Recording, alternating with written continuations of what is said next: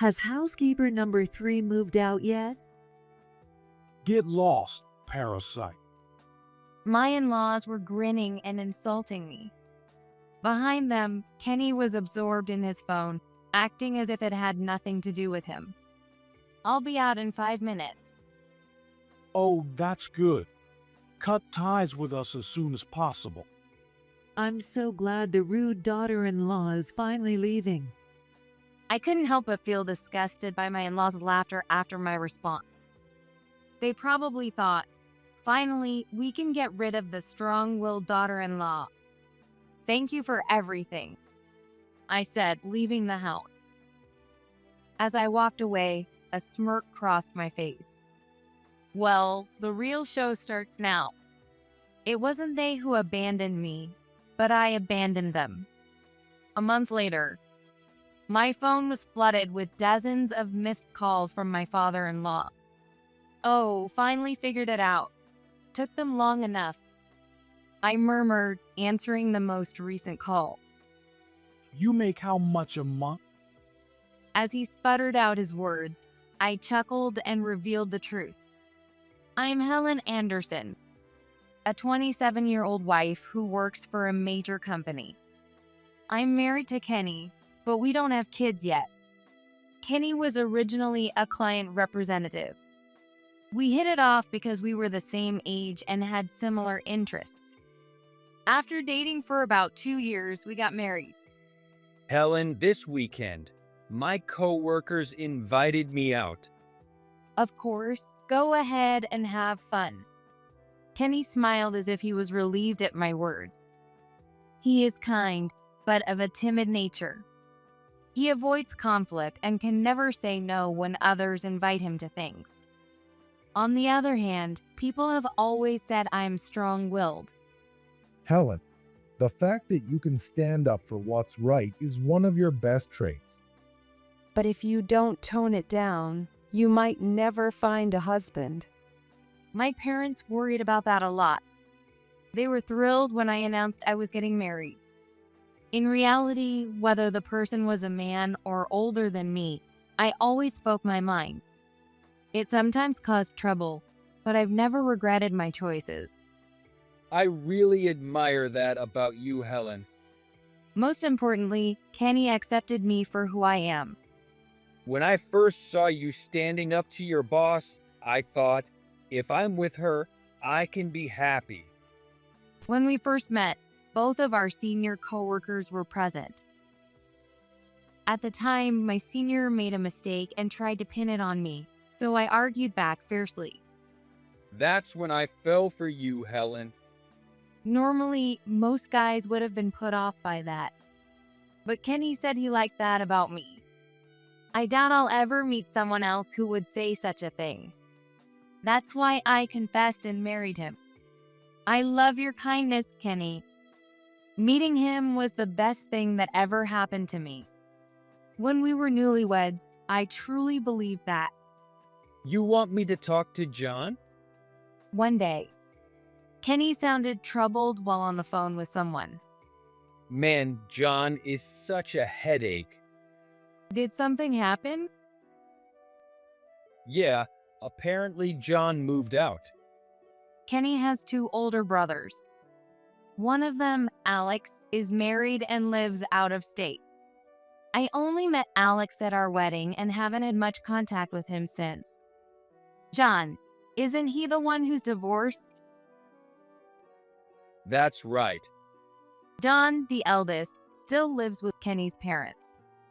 I don't know the details, but I've heard that a few years ago, John's wife left their home and they ended up getting divorced. So what happened with John? I'm not really sure, but he suddenly said, I'm leaving, I can't handle this anymore, and just took off. Mom called and asked me to convince him to come back. As far as I know, my mother-in-law is a stay-at-home mom, and my father-in-law doesn't have a steady job. So John, being younger, was likely the one supporting them financially. That must be why they're panicking and reached out to Kenny. Man, both Alex and John. They just do whatever they want. By the way, how's Alex doing? Oh, he's completely out of the picture. Apparently, he's even taken his wife's last name. Kenny's parents had tried contacting Alex, but he didn't even pick up the phone. Anyway, I'll head over to their house tomorrow and see what's going on. Okay, I have to go into the office tomorrow, so I can't go with you. That's fine. I'll handle it myself. Kenny looked troubled, but there was a hint of happiness in his expression. Come to think of it, Kenny once told me, Being the youngest of 3 sons, I didn't get much attention from my parents. his parents adored John, the eldest, for his academic success, and they cherished Alex for his athletic ability. But Kenny, who wasn't exceptional in either area, was mostly overlooked. Maybe he's happy they're relying on him? If it were me, I'd think, why now? I muttered this while watching Kenny call his work to request time off. I guess since I grew up in a family where I was doted on, I can't quite understand his feelings. Still, John leaving. There must be a serious reason for it. John, as I know him, is quiet and hard to read. I heard he spent most of his time studying and later worked at an international company. But he's not the type to brag about it, and he's known for being reliable at work. Maybe I should reach out to him myself. The truth is, John and I have crossed paths at work. So, I know how well regarded he is, and I have the means to contact him. But it feels awkward using work-related contact information for something personal. Well, I'll wait and see what Kenny says when he gets back tomorrow. I murmured as I began preparing for work the next day. I usually work from home, but I have to go into the office periodically. Tomorrow is one of those days, and I have an important meeting. So I couldn't afford to take the day off. But the next day, I regretted letting Kenny go alone. The next day, I went to the office as planned. Maybe I should ask about John while I'm here. The thought crossed my mind, so I decided to talk to one of John's colleagues and headed to the department where he works. However, I was told John was on vacation and no one knew the details. Going back to the office after a while is exhausting. I'm home. Wait, what? When I returned home after work, I heard someone talking in the house. Tilting my head in confusion, I assumed it might be one of Kenny's guests and walked inside. Oh, welcome home. Finally back. What were you doing out so late? To my surprise, Kenny greeted me with a sheepish smile, and my in-laws were there in the living room. I froze in shock, not expecting them to be here. Why are your parents here? We decided we're going to live here with you. What? I looked at Kenny, stunned, but he quickly averted his eyes.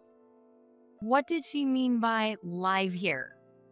Before I could ask Kenny, my in-laws started explaining. We live in a rental, and John was the one paying the rent for us. But because of his selfish actions, we can't stay there anymore. According to them, John had been covering their rent, but since he left, the landlord told them they had to move out soon.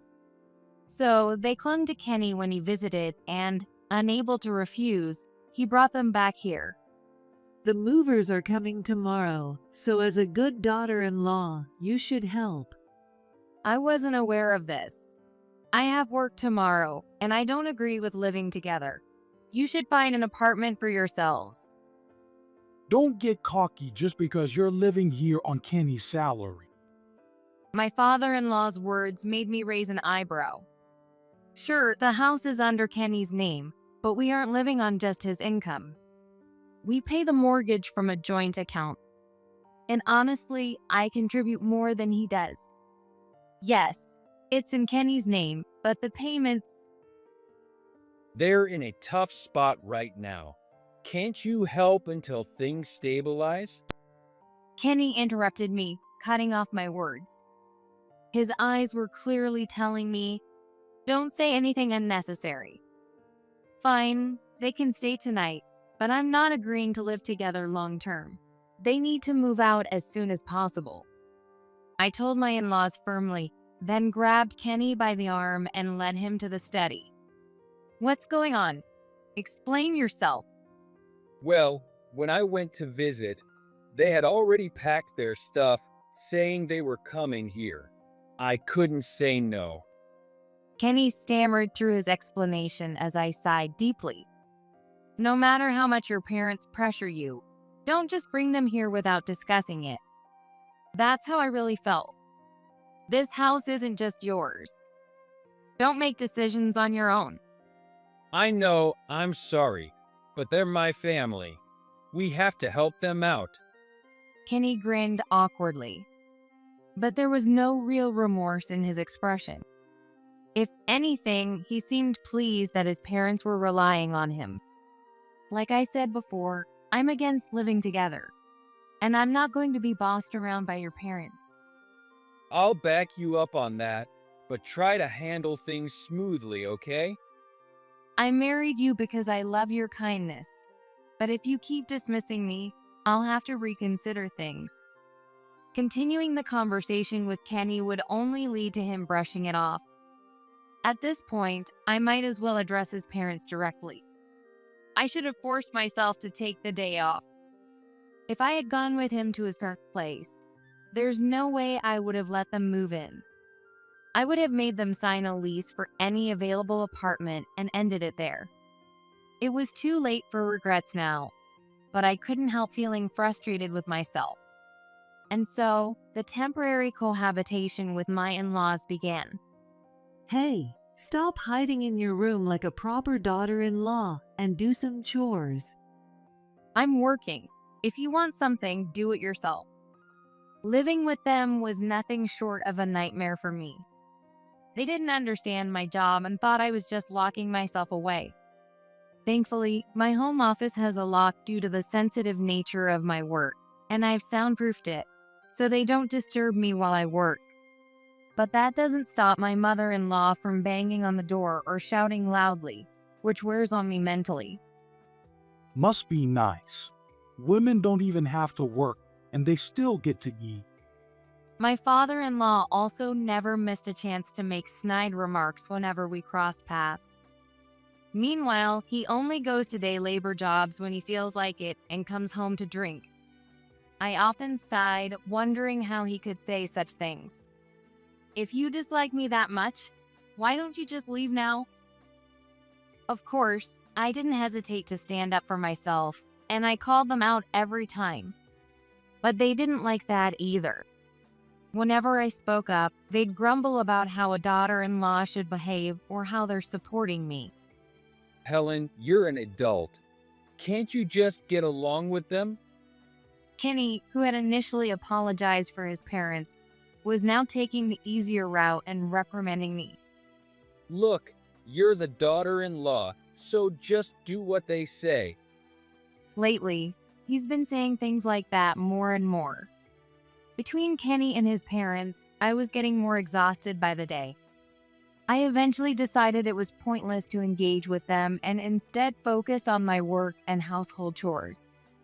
Honestly, I wish they'd just leave soon. Sounds rough. It was the day I went to the office.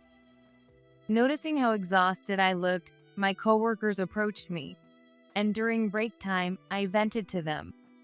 They sympathized with me and expressed anger toward Kenny and his parents, which I appreciated.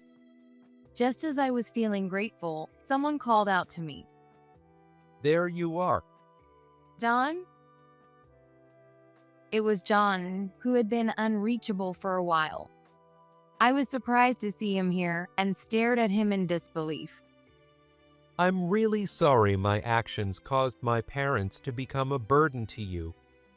Well, to be honest, it's been a huge hassle, I said bluntly, and he gave a wry smile.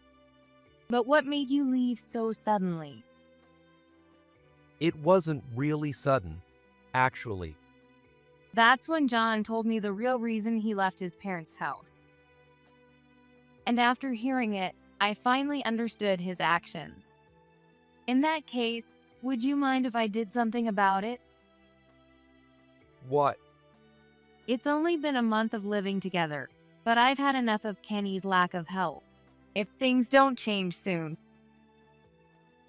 John looked surprised by my words. Eventually, he nodded firmly. I'll help however I can. Thank you. And with that, I began taking action. A month after I made that declaration to John. I can't take it anymore. I want a divorce. I asked Kenny for a divorce. Wait, divorce? Kenny, clearly not expecting to be told about the divorce, responded in a confused manner. If he had said something like, "I'm sorry," or "I'll change," maybe I would have reconsidered. Oh, that's great. You don't have any kids, and who needs a complaining housekeeper anyway? A housekeeper? Got a problem with that. A wife is just an unpaid housekeeper, you know. Though you weren't even good at that. As my mother-in-law sneered at me, Kenny remained silent. Get rid of her, that parasite. Yeah, a wife who can't get along with her in-laws is no good. Kenny, encouraged by his dad, rejected me as well. And just like that, we quickly divorced. Since the house was in Kenny's name, I was the one who had to leave. If you beg now, I'm sure my parents will forgive you. You're the one who should be begging. You're really arrogant, Helen. With that as his final remark, Kenny began ignoring me. Feeling deeply disappointed, I grabbed the bags I had already packed and headed for the door. Finally, the eyesore is leaving. My in-laws chimed in. Has housekeeper number 3 moved out yet? Get lost, parasite. My in-laws were grinning and insulting me. Behind them, Kenny fiddled with his phone, acting as if none of it concerned him. I'll be gone in 5 minutes. Good. Cut ties with us as soon as possible. I'm so glad the rude daughter-in-law is finally leaving.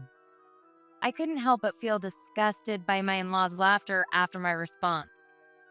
They probably thought, finally, we can get rid of the strong-willed daughter-in-law. Well, thank you for everything. With that, I left the house. And a smirk crossed my face. Now, let's see what happens next. It wasn't they who abandoned me, but I abandoned them. A month later, my phone was flooded with missed calls from my father-in-law. Oh, so they finally realized. Took them long enough. I muttered, answering the call. Long time no see. What can I do for you? What can you do for me? What the hell is going on? He immediately started yelling the moment I answered, causing me to instinctively frown. Honestly, can't he speak without shouting? Yelling like that out of nowhere is just loud and annoying. You didn't steal Kenny's money, did you? According to my father-in-law, he and my mother-in-law celebrated by splurging after getting rid of what they called me annoying parasite. Soon enough, their savings were gone, and they started receiving letters demanding payments from various places. Of course, with Kenny's income, he couldn't possibly support your lifestyle, let alone manage the mortgage payments. What? Kenny works at a big company. He shouldn't have any financial issues. It's true. Kenny used to work for a big company. He was working there as a sales rep when we first met. He doesn't work there anymore. What?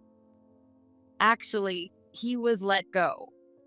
However, he has since left that company and is now working as a temp at another one. Back when we applied for the mortgage, he was still a full-time employee, so we could qualify. But now, as a temp, there's no way he can cover the payments. That's impossible. And you're saying he got fired? Kenny can't say no, right? He got himself into trouble by signing unfavorable contracts. A particularly pushy client had him agree to deals that put his company at a disadvantage. It might have been forgivable if it had happened once, but after it happened multiple times, Kenny was forced to resign. I tried to support him during that time. It's okay, Kenny. I'm earning enough. Just work at your own pace. Thanks to that, Kenny was able to get back on his feet and start working again as a temp. When I explained all this, my father-in-law's voice trembled. What's your monthly income? I make about $5,000 a month. I responded with a smile, revealing my truth. In fact, my dad runs a company.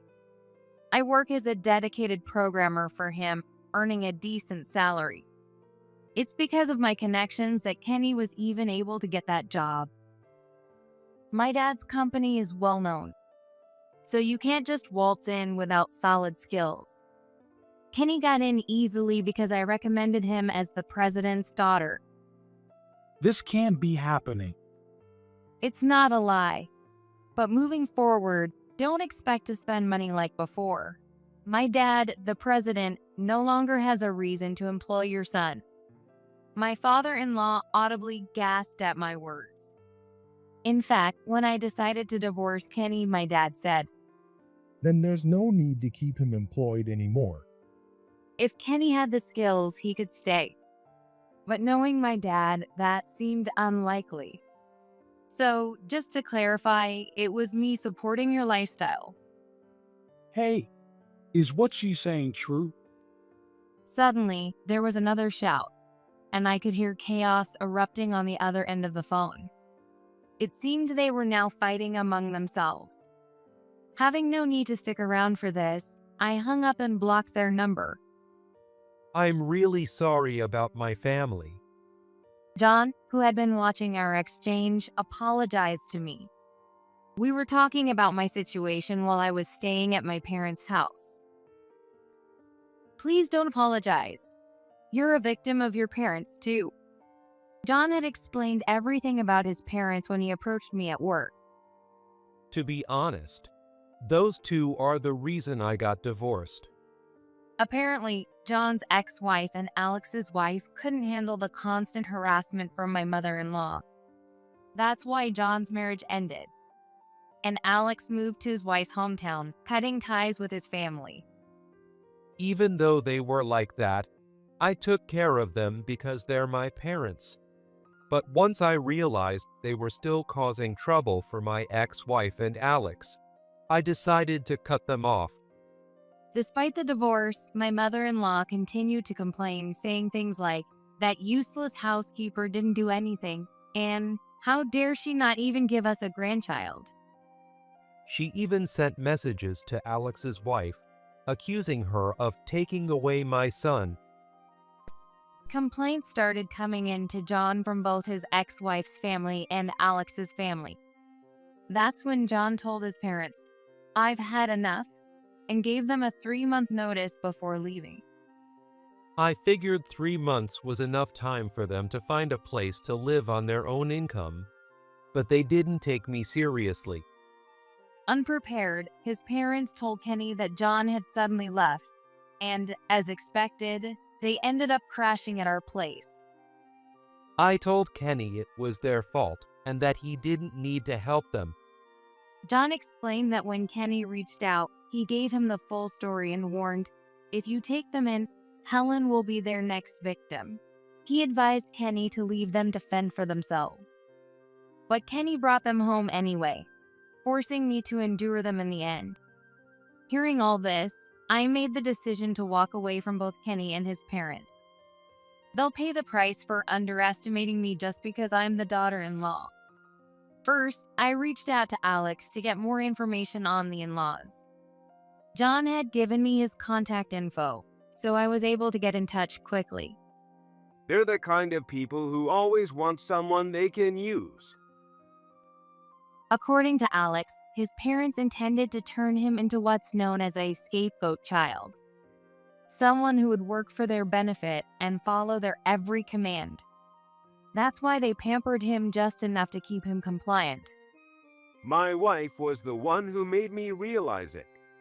Thankfully, Alex's wife saw through their behavior, and Alex finally woke up to the reality of the situation. After that, he chose to distance himself from his parents. So, I'm guessing you have no intention of helping your parents, no matter what I do? Of course not. I've cut ties with them. Do whatever you want. After hearing Alex's side, I then spoke with the neighbors near the in-laws' house. Those two have never had a good reputation around here. Their behavior had been so bad that even their relatives avoided them. One of the neighbors added, I remember them saying something like, our youngest son's never been useful, but at least he'll listen to us. When the time comes, we'll leech off him and his wife. Considering they said that where the neighbors could hear, it was clear they looked down on Kenny quite a bit. In a way, Kenny is kind of pitiful, isn't he? Maybe. He had been starved for parental affection, having not received much attention growing up. That's probably why he ended up being so easily manipulated by his parents. But that doesn't give him the right to treat me poorly. The more I learned about Kenny's parents, the more convinced I became that I owed them no mercy. And so, I decided to leave Kenny along with them. Well, it looks like you're finally acting like a proper housekeeper. About time you knew your place. I didn't intend to leave them a single thing of mine. As I prepared to leave the house, I kept doing my chores so they wouldn't suspect a thing. Completely unaware of my plans, my in-laws laughed, thinking I'd finally accepted my role as their housekeeper. Thanks to their ignorance, I managed to escape from that house without any trouble. So, what do you plan to do next? I smiled warmly at John's words. Of course, I'm going to make sure they pay for what they've done. I've always been strong-willed, and that's what kept me from giving in to those people. But they've taken away the happiness of John and others. They need to be held accountable for that. Just as I renewed my resolve, the doorbell rang. Oh, it's Kenny. Helen, please come back. Standing at the door was Kenny, looking distressed. Without opening the door, I responded through the intercom. Dad's been blaming me, saying he never thought I was such a failure. According to Kenny, after my phone call, his dad had laid into him. And seeing that, his mom quickly understood the situation as well. You're completely worthless. Fix this right now. She scolded him relentlessly. Don't come back until you bring that wife home. With that, his parents kicked him out, locking him out of the house. I didn't even have time to grab my keys. Please, Helen, come back. So he kept begging me. Oh, so all he cares about is saving his own. That's what I thought, watching his behavior. I used to think you were kind, Helen? but I was wrong. You just side with whatever is most convenient for you. You don't mind sacrificing me for your own benefit. You're a terrible person. I'm sure it wasn't that he couldn't stand up to others because of a timid personality, but rather because he found confrontation too troublesome. And he pushed the burden of that onto me. Our divorce is already finalized. I owe you nothing. Don't say that. I thought you were strong enough to handle everything. I admit I leaned on you too much, and I'm sorry for that.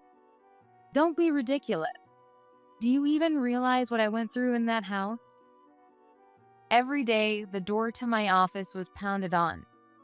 If it were just that, I could have put on headphones and ignored it. Those two treated me like dirt. Whenever I prepared a meal, they would take it away saying, There's no food for the likes of you. And if I cleaned, they would deliberately scatter trash, telling me, don't slack off. My in-laws would constantly interfere with whatever I did, always adding snide remarks. Did you really think I was strong enough to be okay? I needed you to stand up for me. That's why I kept asking you to kick them out. Even though I fought back against them, I endured because I still loved Kenny. But instead of supporting me, he grew colder by the day. And then you had the nerve to say, I don't need a wife who can't get along with my parents. How do you expect me to help you now? That was. There was no way I would help someone who said something like that. Kenny averted his eyes at my words. He always looked away when things didn't go his way. There was a time when I thought that habit was childlike and cute, but now it only irritated me. Enough, Kenny. At that moment, John stepped forward, standing behind me, and began to speak. He clearly hadn't expected his older brother to be there. Kenny's eyes widened in shock. Why are you here, John? I'm here to apologize to Helen for the trouble you all caused her. John let out a sigh before answering Kenny's question. In response, Kenny glared at him through the intercom. You were the one they loved the most, but you abandoned Mom and Dad. That's why everything fell apart. I repaid them for all the love they gave me. If anything, I went above and beyond. John had been the one paying for the house and living expenses, despite being young himself. It must have been an enormous burden on him. And still, they destroyed my happiness and yours too. That's. Think for yourself, Kenny. Don't wait for others to tell you. This is my last piece of advice as your older brother. Kenny hung his head at John's words, then silently walked away without another word. He never apologized to me, which made me feel a bit sad. So, in the end, I guess I don't matter to him anymore. I'm truly sorry, Helen. John bowed deeply as I muttered to myself. I could see the strain in his expression, and all I could do was smile weakly and say, please, don't apologize anymore. Not long after, Kenny kicked his parents out and sold the house. There's no way I can keep paying the mortgage. Shortly after our last conversation, my dad terminated Kenny's contract. He explained that Kenny didn't have the skills for the job and that he had only been hired because he was my husband. However, out of kindness, my dad did recommend him for a position at one of the subsidiary factories. Even so, that income wouldn't be enough to cover the mortgage. What about your parents? They already had a bad reputation, but when word spread that they'd been abandoned by all their children, no one wanted to go near them. Apparently, Kenny's parents started blaming each other for their situation, resulting in a huge fight that ended with the police being called. Afterward, Kenny's dad couldn't even find day labor work. And his mom, who had never worked before, couldn't hold down a part-time job due to frequent mistakes. I heard rumors they'd been seen living under a bridge. Don told me, having kept an eye on their situation. As for Kenny, he was struggling at work, surrounded by strict supervisors and reportedly crying daily. Given his naturally timid personality, he's likely shrinking back, unable to say what he wants, and enduring tough days because of it. Hopefully, this will toughen him up a little. At my words, John smiled just a little. I had never seen him smile before. After all the hardship he had endured thanks to his parents, it was no wonder he had grown quiet and stopped smiling. Now, let's forget about those people and focus on work. Yes, let's talk about business. I hope that John would find more opportunities to smile from now on. With that thought in mind, I threw myself into work. A few years later, I'm still working as a programmer, mainly from home. Helen, do you think you'll have some downtime soon? Yes, I should be able to wrap things up soon. Then maybe we should start planning our wedding. Since then, John had frequently invited me out, saying, "Let me treat you to a meal to apologize for my family's trouble." And we had quickly grown close. Now, we were engaged. Kenny put me through a lot, but I'm grateful he brought me to you, John. Plus, thanks to you, my dad's company has a bright future. John had changed jobs and was preparing to take over my dad's company. My dad trusted him completely, and everyone expected him to be the next president. I was working hard to keep up with him. Let's make it an amazing wedding. Yeah, let's do it. John smiled gently at me. The once silent man now laughed and talked freely by my side. Feeling comforted by his presence, I began walking toward a bright future.